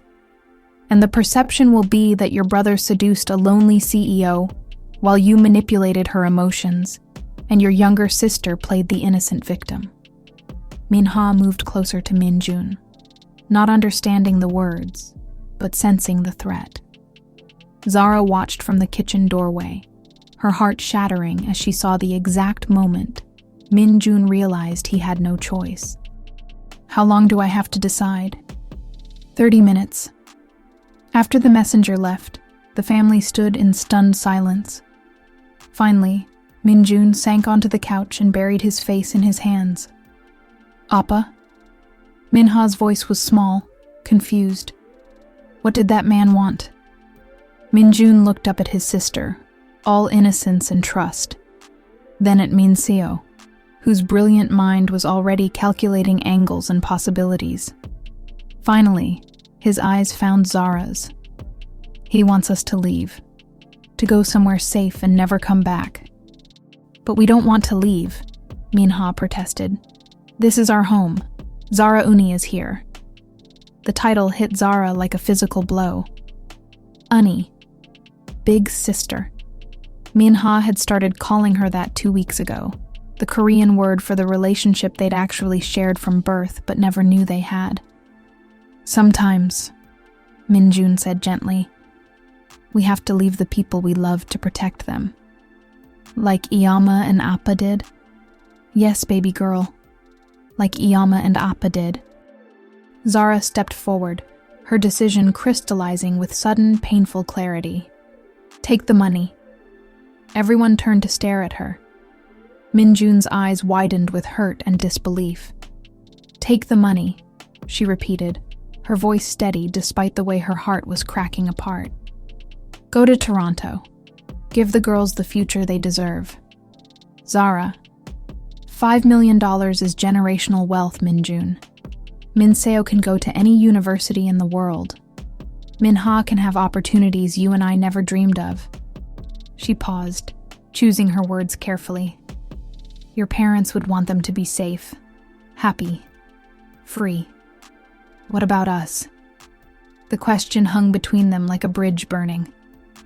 Zara looked at this man who'd taught her how to love, at the sisters who'd become her family, at the domestic happiness she'd never thought she deserved. "There is no us," she lied, the words tasting like poison. "There's just a CEO who made a mistake, and a good man who needs to protect his family." Min Seo stood abruptly. "No, this is wrong. Chairman Park is the one who should pay, not us." "Life isn't fair, sweetheart," Zara said softly. "Sometimes the good people have to sacrifice for the bad ones to lose." "But you love each other," Min-ha said with devastating innocence. "I can see it. Why can't love fix everything?" Zara knelt down to Min-ha's level, memorizing every detail of the face she'd searched for across continents. Her sister. Her beautiful, resilient, impossible sister who would never know the truth. "Because sometimes," Zara whispered, "love means letting go." 25 minutes later, Min-jun signed the papers with a hand that shook only slightly. The wire transfer went through immediately. 3 plane tickets to Toronto were delivered by courier, departure time 6 p.m. Zara stood at her window and watched Seoul's skyline, knowing that by sunset, the only family she'd ever really wanted would be gone forever. But Minha would be safe. Min Seo would fulfill her brilliant potential. Min Jun would carry the guilt of leaving, but not the guilt of failing to protect them. And Zara would return to what she'd always been: powerful, successful, and utterly alone. Some prices, she realized, were worth paying after all. The Williams Global Holdings boardroom had never felt smaller. 12 executives in identical suits sat around the mahogany table like vultures circling carrion, while Zara stood at the head in her black armor, preparing for her professional execution. "The vote is simple," Harrison Webb announced with barely concealed satisfaction. "Confidence or no confidence in Zara Williams as CEO." "Before you vote," Zara said quietly, "there's something you need to know about Chairman Park." She nodded to Patricia, who activated the wall-mounted screen. Documents filled the display: safety reports, financial records, correspondence that painted a picture of systematic corporate negligence spanning decades. Chairman Park has been covering up safety violations that resulted in multiple deaths, including that of Min Jun's parents. He's also been engaged in illegal adoption trafficking and has spent the last 6 months attempting a hostile takeover of this company. The room fell silent, except for the hum of air conditioning and the distant sound of Seoul traffic 40 floors below. "These are serious allegations," Margaret Chen said carefully. "They're not allegations. They're facts."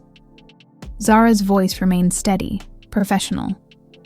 "Chairman Park has been using our romantic scandal as cover for a coordinated attack on our Asian operations." "Then why?" Webb asked with his trademark skepticism. "Haven't you exposed him before now?" The question hung in the air like smoke. Zara looked around the table at 12 faces that would never understand that some battles couldn't be won without destroying innocent people in the crossfire. "Because exposing him would hurt people I care about more than it would help our company." Before anyone could respond, the boardroom doors opened. Chairman Park Sang-min entered alone, looking every one of his 58 years. His usually perfect appearance was disheveled. Wrinkled suit, graying hair uncombed, the weight of 5 years' guilt finally visible in his shoulders. "I need to speak," he said simply. "Sir, this is a private meeting," Webb began.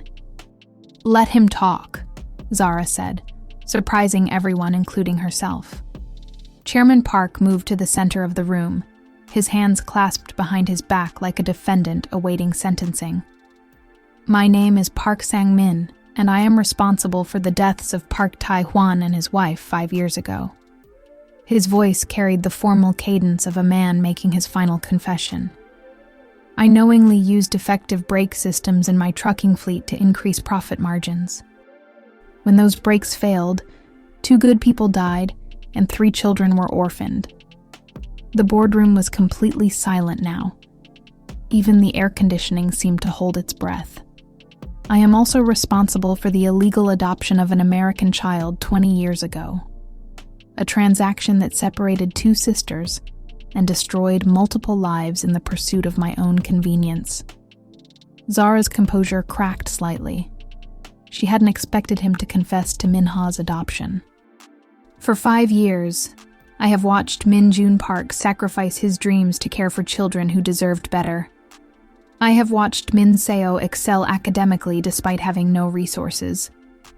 I have watched Minha grow up believing she belongs to a family that took her in out of love, not knowing she was purchased like property." He paused, looking directly at Zara. "And I have watched Zara Williams discover what I have always been too afraid to risk: that love is more valuable than power." Margaret Chen leaned forward. "Mr. Park, why are you telling us this?" "Because this morning, I forced a good man to choose between the woman he loves and the children he's raised. Because I watched 3 innocent people board a plane to Toronto, believing they were protecting Ms. Williams from scandal." His voice broke slightly. "Because I realized that some sins are too heavy to carry alone anymore." He reached into his jacket and produced a thick envelope, placing it on the conference table.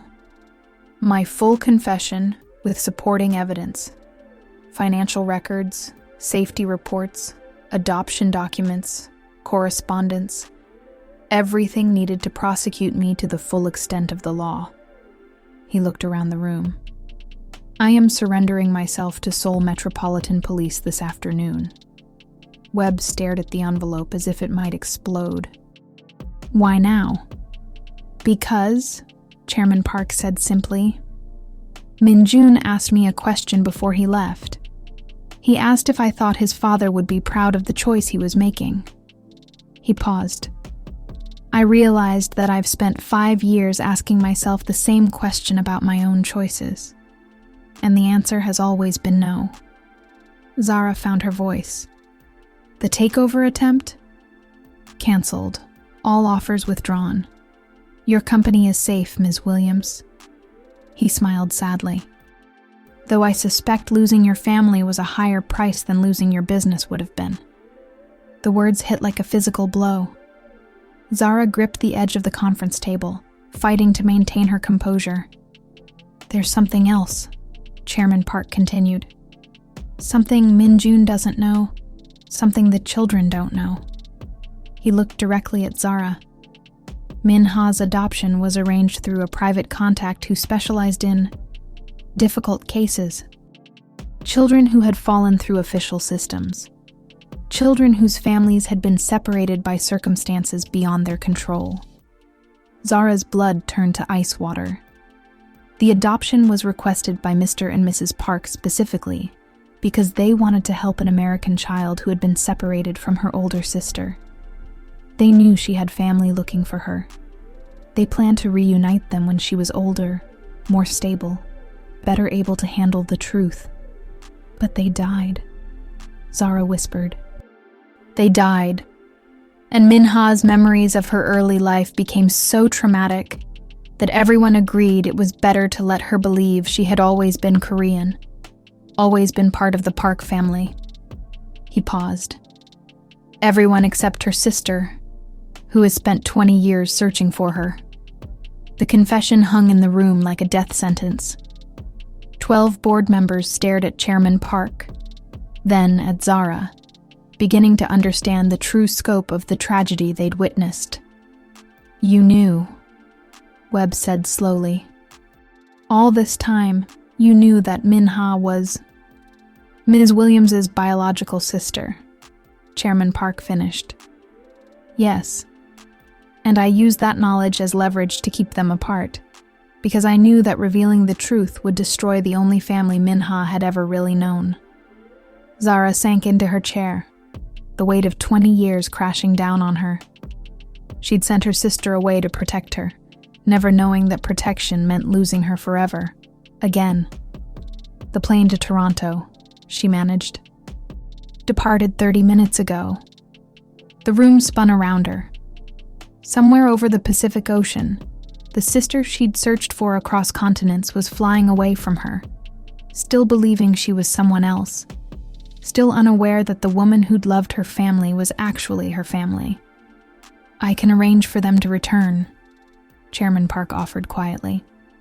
Full pardons, financial support, protection from media scrutiny, whatever you need.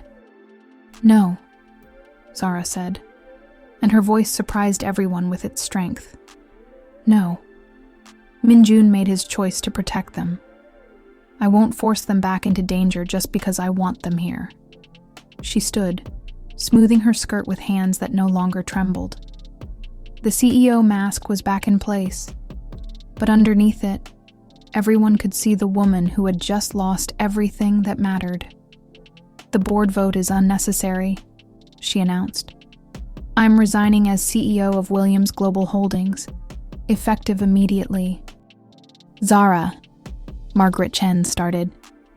I'm establishing the Williams Family Foundation with my personal assets. Patricia will handle the transition. She looked around the room one last time. Some things matter more than business. As she walked toward the door, Chairman Park called her name. Ms. Williams, for what it's worth, They love you. All three of them. That wasn't manufactured or manipulated. That was real. Zara paused without turning around. I know. That's what makes it hurt so much. The boardroom doors closed behind her with a soft click, leaving 12 executives and one broken man to contemplate the wreckage of lives destroyed by the pursuit of power. But 40 floors below, Seoul hummed with its million different possibilities.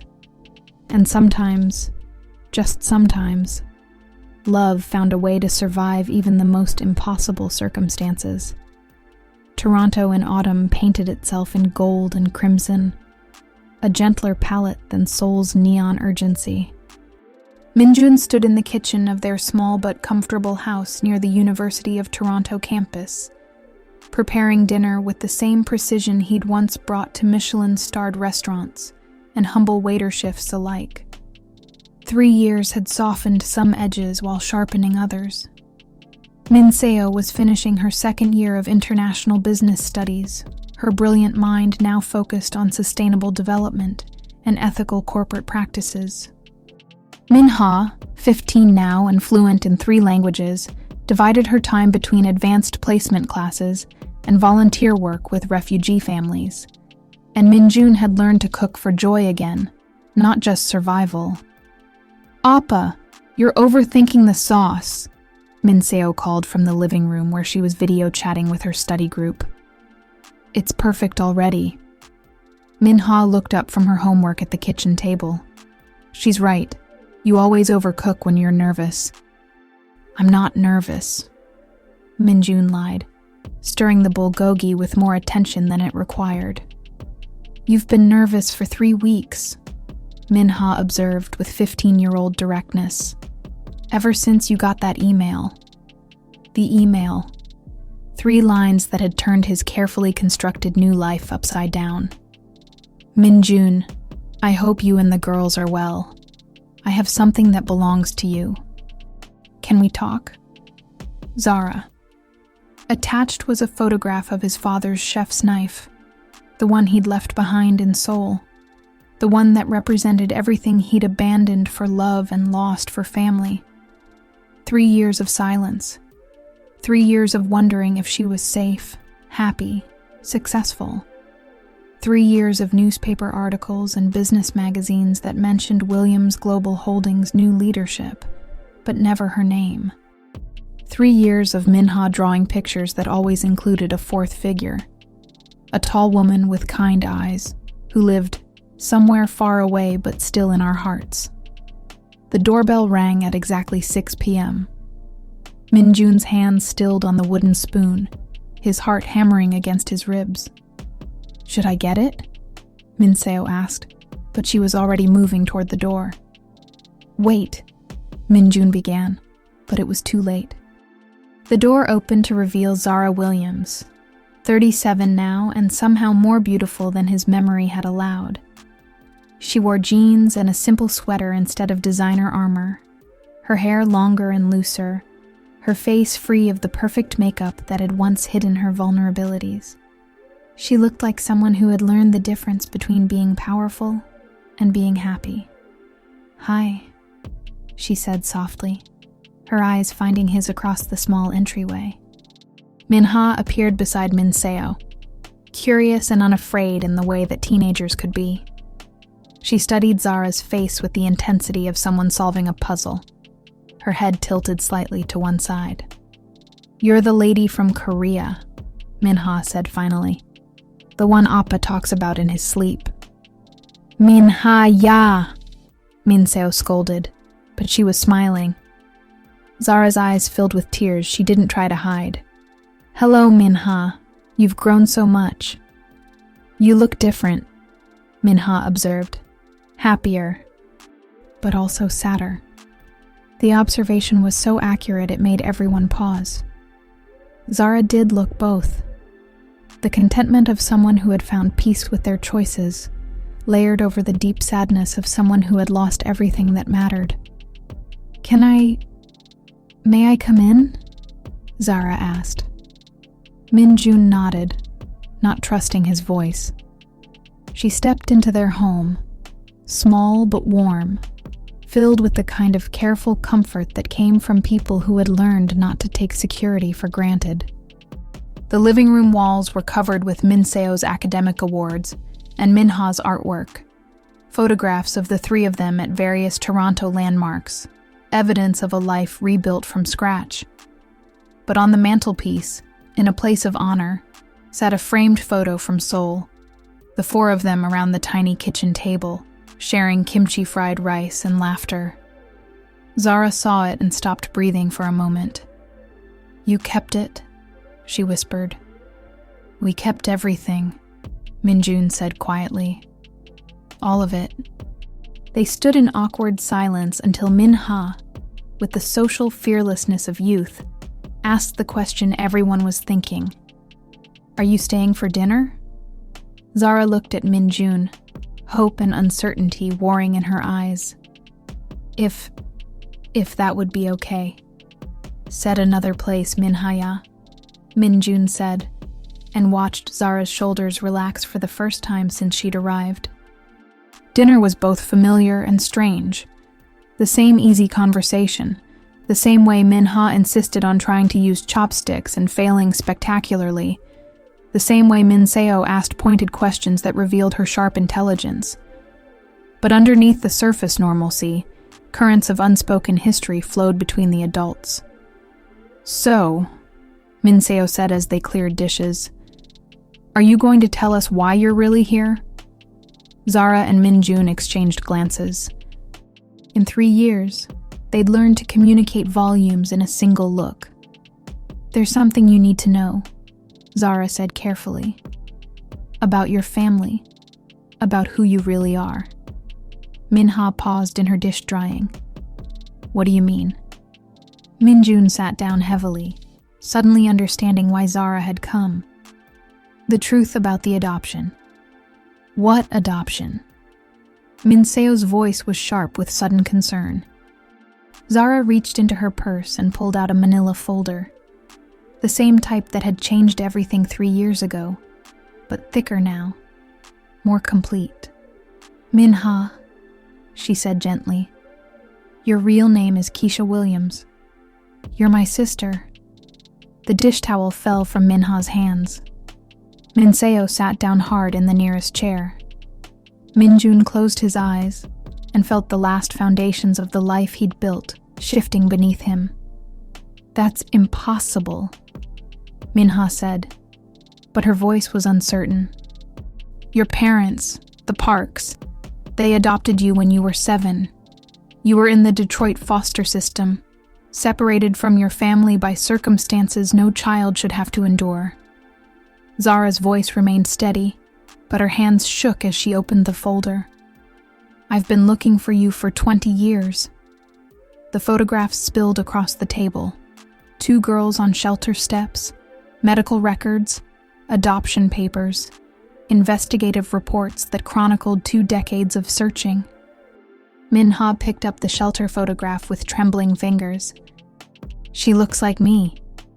She is you. But I'm Korean. I speak Korean. I remember my parents, my childhood. The trauma of separation can make children suppress early memories," Zara explained gently.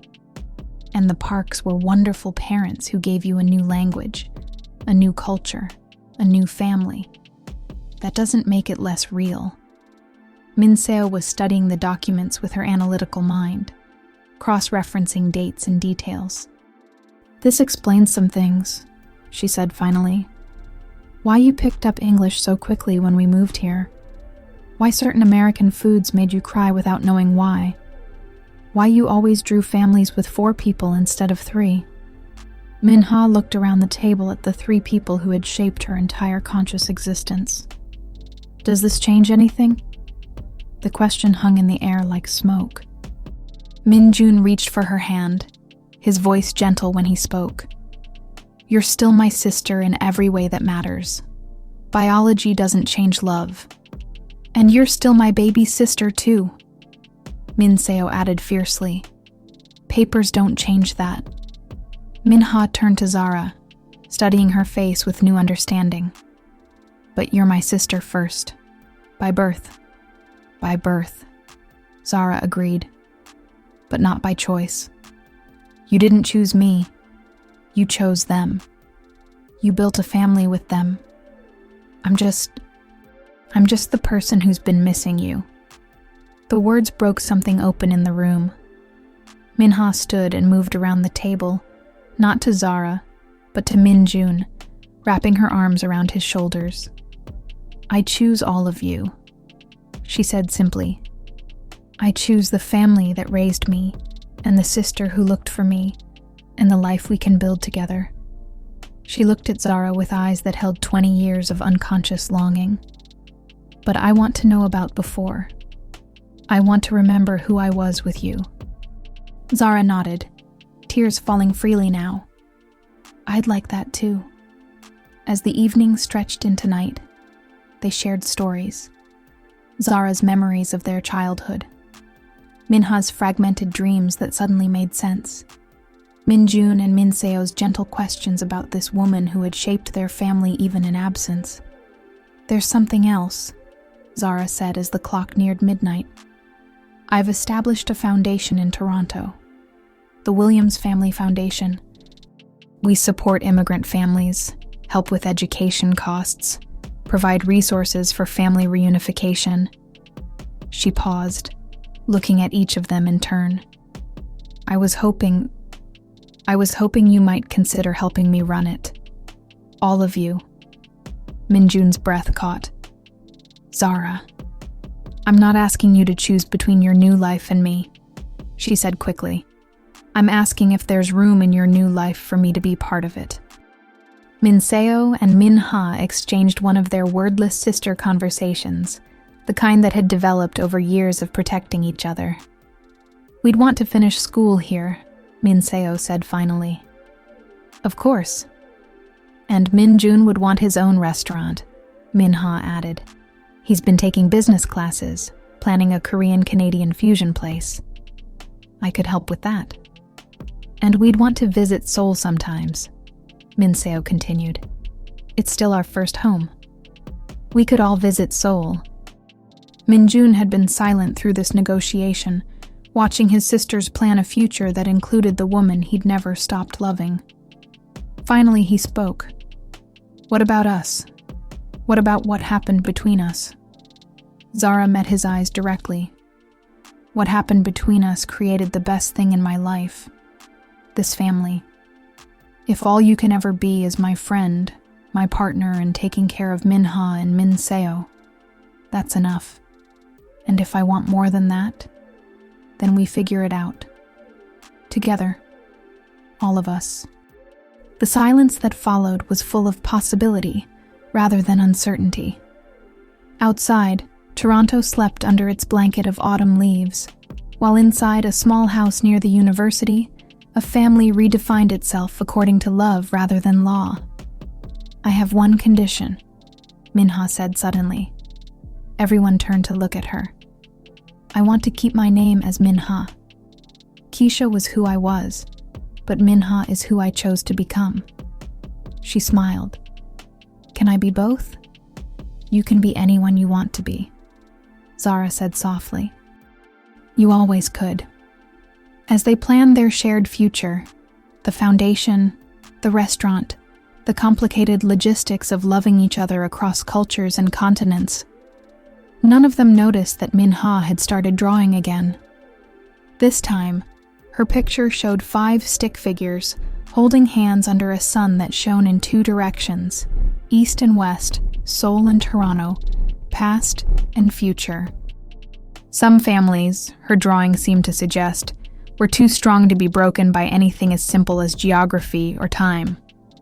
2 years later, the grand opening of Moonlight Garden Toronto drew food critics, local politicians, and a line of customers that stretched around 3 city blocks.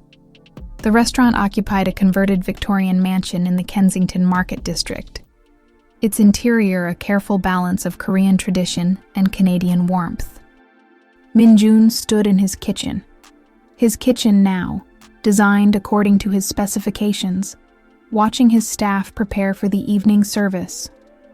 The same hands that had once served wine to businessmen now commanded a team of 8 chefs, creating fusion dishes that told the story of a family scattered across continents and reunited by choice. "Order up," called Min Seo, who had graduated summa cum laude and chosen to spend a gap year learning restaurant management instead of rushing into graduate school. "Table 7 wants to know if the kimchi poutine is really as good as the review said." "Better," Minjun replied, plating the signature dish that had made them famous. Traditional Korean kimchi over Canadian fries and cheese curds, topped with bulgogi and a soft poached egg. A collision of cultures that shouldn't have worked, but somehow created something entirely new. 5 minutes to opening, Minha announced, adjusting her hostess outfit with the same precision she brought to her university classes. At 17, she was fluent in 4 languages and had been accepted early admission to University of Toronto's International Relations program. But 3 nights a week, she worked the front of house, charming customers with her genuine warmth and perfect memory for their preferences. The restaurant's success had surprised everyone except Zara, who had seen Minjun's talent from the first meal he'd cooked in that tiny Seoul apartment. She'd provided the initial investment, but everything else, the concept, the execution, the heart that made customers feel like they were eating in someone's home, that was all his. "Nervous?" Zara asked, appearing at his elbow with 2 cups of coffee prepared exactly the way he liked it. "Terrified," he admitted. "What if we're just successful because of the novelty? What if the food isn't actually good enough to sustain this?" "Minjun," she said gently, "you're booked solid for the next 3 months. The Toronto Star gave you 4 stars. The Korean Cultural Center wants to feature you in their newsletter." She paused, smiling. "And Table 12 has been waiting 6 months for a reservation just to try your grandmother's kimchi jjigae recipe." He looked around his kitchen, at the state-of-the-art equipment that he'd dreamed about during those years of making do with mismatched pans, at the staff that looked to him for guidance, at the window that looked out onto the dining room where his family worked together every night. "How did this happen?" he asked quietly. "You happened," Zara replied. "You and your stubborn refusal to give up on the people you love." Their relationship had evolved slowly over the past 2 years, from tentative friendship to partnership to something deeper that they were still learning to navigate. There had been conversations about expectations, about the difference between gratitude and love, about how to build something new from the ashes of what they'd lost in Seoul. "Zara," he said, turning to face her fully. "Yes? After service tonight, when everything calms down, there's something I want to ask you." Her eyes searched his face, reading the nervous determination there. "What kind of something?" Before he could answer, Minha burst through the kitchen doors with the energy of someone who had important news to share. "The food critic from the Globe and Mail just walked in," she announced. "Table 4. She didn't have a reservation, but I found her a spot at the counter where she can watch the kitchen." Minjun's stomach dropped. The Globe and Mail review could make or break them nationally. "Breathe," Zara said, squeezing his shoulder. "Cook the way you always cook, with love. Everything else will follow." The dinner service that followed was controlled chaos of the best kind. Orders flowing seamlessly from dining room to kitchen, every dish prepared with the precision Minjun had learned in France and the heart he'd developed in Seoul. The critic at the counter took notes between bites, her expression unreadable professional neutrality. But it was Table 12 that made the evening perfect. An elderly Korean couple who had immigrated to Toronto 40 years ago. Tears streaming down their faces as they tasted kimchi jjigae that reminded them of home. "Just like my mother used to make," the woman told Minha in Korean. "How did he learn to cook with such authentic heart?" Minha glanced toward the kitchen where Minjun was plating their dessert, a deconstructed hotteok with maple ice cream and black sesame tuile. He learned from people who taught him that food is love made visible. As the evening wound down and the last customers lingered over coffee and soju cocktails, Min-jun finally found his moment. The staff was cleaning up. Min-seo was counting the till. Min-ha was updating their social media with photos from the evening service. Zara sat at the corner table where they usually gathered after closing, reviewing foundation paperwork by the warm light of their window candles. She looked up as he approached, setting aside her reading glasses. "Good service?" she asked. "Perfect service." He sat across from her, suddenly nervous in a way he hadn't been since that first night in Seoul, when she'd challenged him about choices and dreams. "Zara, these past 2 years have been wonderful," she finished softly. "They have been. Working together, building this, watching Min-ha discover who she is, seeing Min-seo grow into her confidence." He paused, gathering courage. "But there's something missing." Her expression grew carefully neutral. The CEO mask she still wore when she was afraid of being hurt. "What's missing?" "Us. The way we could have been if circumstances had been different. If we'd met as equals instead of across that impossible divide." He reached across the table, covering her hand with his. "I want to try again. Not as the CEO and the waiter, not as the rescuer and the rescued, but as two people who chose each other despite everything that should have kept us apart." Zara's breath caught.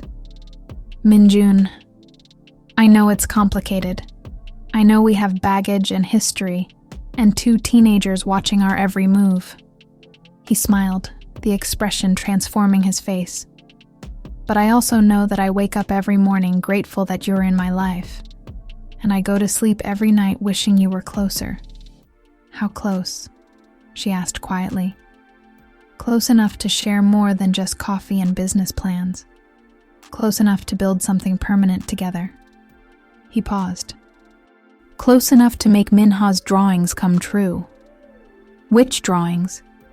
"The ones where she draws our family with 2 parents instead of 3 siblings and an honorary aunt."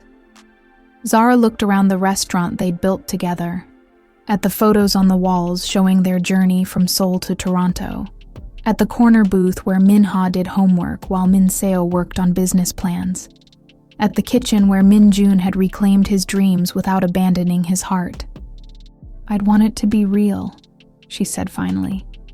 "Not just convenience or gratitude or shared responsibility for the foundation and the girls. What would make it real for you?" She thought for a moment, then smiled. The first completely unguarded smile he'd seen from her in years. "If you could love the woman I am now, not the one you imagined I could become. If you could see me on my worst days and still want to wake up next to me. If you could trust me with your dreams, the same way you trusted me with your family." "Zara Williams," he said formally. "I have seen you at 3 a.m. when Min-ha had food poisoning, hair in a messy bun and wearing my old t-shirt while you held her head.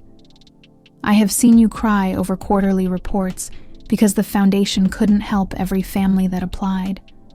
I have seen you learn to make kimchi from YouTube videos because you wanted to contribute to family dinners." He stood and moved around the table, kneeling beside her chair. "I have seen you be generous and stubborn and brilliant and petty and absolutely magnificent in your refusal to give up on people you love." He pulled a small velvet box from his pocket. "And I want to see all of that and more for the rest of my life." The ring was perfect in its simplicity. A single diamond that caught the restaurant's warm lighting, surrounded by smaller stones that sparkled like Seoul's skyline. "Will you marry me?" he asked. "Will you be my partner in all the ways that matter? Business and family and the dreams we haven't even imagined yet?" Zara looked at this man who had taught her the difference between having everything and having enough. who had shown her that love multiplied instead of divided, who had given her the greatest gift imaginable, a family that chose her every single day. Yes, she whispered, then louder. Yes, absolutely yes. The kiss that followed tasted like tears and laughter, and the kimchi jjigae that had brought an elderly couple to tears. It tasted like home. From the kitchen came the sound of applause. Min Seo and Min Ha had been watching from the doorway, grins splitting their faces. "Finally!" Min Ha called out. "I was running out of ways to draw you two closer together in my pictures." As they celebrated with champagne and leftover hotteok, as Min Seo started planning a wedding reception in the restaurant's private dining room, as Min Ha called her friends to announce that she was getting another sister officially, none of them noticed the woman standing across the street. The Globe and Mail critic had returned to take one final photo of the restaurant that had served her the best meal of her career. But what she captured wasn't the elegant Victorian facade or the warm golden light spilling from the windows. What she captured was a family of 4 silhouetted against the glass. 2 couples embracing while teenagers danced around them, joy so pure and complete that it radiated beyond the building itself. The photo would run with her 5-star review under the headline, "Moonlight Garden, where food, family, and dreams come true." But that night, it was just a moment, perfect in its simplicity, complicated in its history, and absolutely certain in its future. The wedding took place 6 months later in the restaurant's garden, under fairy lights that Min Ha had insisted would make everything look like a fairy tale but better because it's real. The guest list was small but meaningful. The Williams Global Holdings Toronto staff, Min Jun's new chef friends from the culinary community, families from the foundation, and Chairman Park Sang-min, who had served 2 years in prison and emerged a genuinely changed man. Zara wore a simple cream dress that Min Seo had helped her choose, while Min Jun looked handsome in a navy suit that made his eyes seem deeper. But the stars of the ceremony were the vows they'd written together. Promises that spoke of choosing each other daily, of building dreams from broken pieces, of loving fiercely enough to let go, and trusting deeply enough to hold on. "I promise," Zara said, her voice carrying clearly in the garden air, "to never again confuse having everything with having enough. You taught me that enough looks like Sunday morning breakfast with people who see all of you and stay anyway." "I promise," Min Jun replied, "to never again sacrifice dreams for fear. You taught me that love multiplies when it's shared, and the biggest dream is always the one that includes the people you can't imagine living without." When they kissed as husband and wife, Min Ha threw biodegradable flower petals while Min Seo documented everything with the thoroughness of someone who understood that moments like these needed to be preserved exactly as they were. The reception flowed seamlessly into regular dinner service, a choice that perfectly represented their new life. Wedding guests mingled with regular customers, toasts were made between taking orders, and the celebration became part of the restaurant's story, rather than separate from it. "Speech," called out Patricia, who had moved to Toronto to help manage the foundation and had become part of their extended family. Min Jun stood, champagne glass in hand, looking around at the faces that represented every chapter of their complicated journey. "3 years ago," he began, "I thought I understood what family meant. I thought it was about blood and obligation, and protecting people even when it hurt everyone involved." His eyes found Zara's across the room. "But standing here tonight, surrounded by people who chose to love each other despite every logical reason not to, I realize I was only half right." He paused, gathering his thoughts. "Family is about choice. It's about waking up every day and deciding that these people, these complicated, imperfect, wonderful people, are worth fighting for, worth changing for, worth building dreams around. Minha beamed at him from her seat between Min Seo and Chairman Park, who was teaching her origami with the patience of someone making amends one small gesture at a time. The restaurant is successful because it serves food made with love. The foundation helps families because it's run by people who understand what it means to be lost and found. And our family works because we learned that love isn't something that happens to you. It's something you choose to do every single day. He raised his glass. So here's to choosing love over fear, dreams over safety, and family over everything else that doesn't matter. The applause was warm and genuine, but it was Minha's whispered, "That was perfect, Appa," that made Minjun's eyes fill with tears. Later, after the guests had gone home and the staff had finished cleaning, the four of them sat in the restaurant's kitchen sharing leftover wedding cake and planning their future. "So," Min Seo said, licking cream cheese frosting from her fork, "what's next for the Park-Williams dynasty?" "College for you, eventually," Zara replied. "Though I still think you should consider that internship with the UN Development Program. Restaurant empire expansion," Minha added dreamily. "Maybe one in Seoul, one in New York, one in Paris." "Slow down, ambitious girl," Minjun laughed. "Let's master Toronto first." "What about you two?" Min Seo asked with a directness that had always made her formidable. "Any plans for mini Park-Williams additions to the family?" Zara and Minjun exchanged glances, the kind of wordless conversation they'd perfected over years of navigating complicated family dynamics. "Maybe," Zara said carefully. "Someday, if it happens naturally. But for now," Minjun added, "we have our hands full with 2 teenagers, a restaurant, a foundation, and learning how to be married to each other." "Good answer," Minha approved. "Besides, I like being the baby of the family. I'm not ready to share that position." As they cleaned up and prepared to head home, to the house they'd bought together in the annex, big enough for everyone to have their own space but designed for gathering, Minjun paused in the doorway of his kitchen. 3 years ago, he'd been a waiter serving other people's dreams.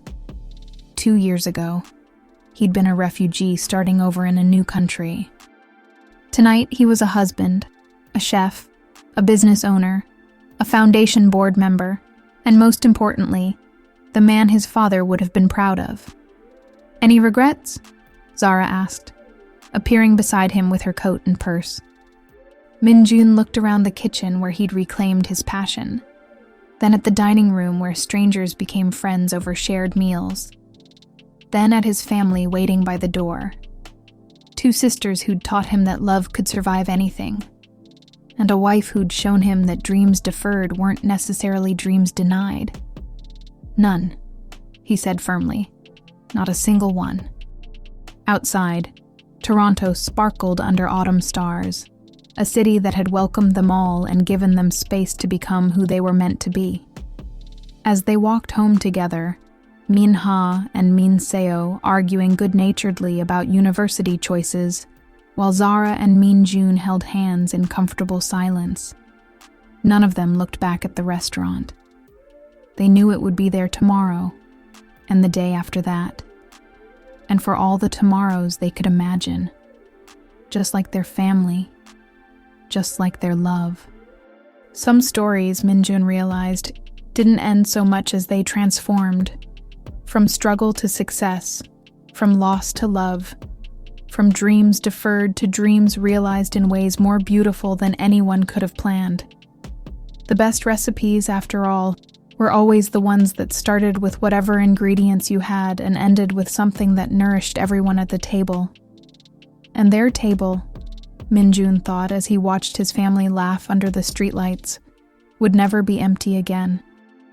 In the heart of Toronto, where 2 cultures blend like the perfect fusion dish, a family born from heartbreak discovered that love, real love, doesn't just survive the impossible.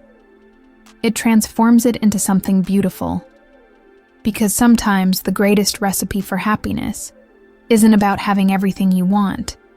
It's about wanting everything you have.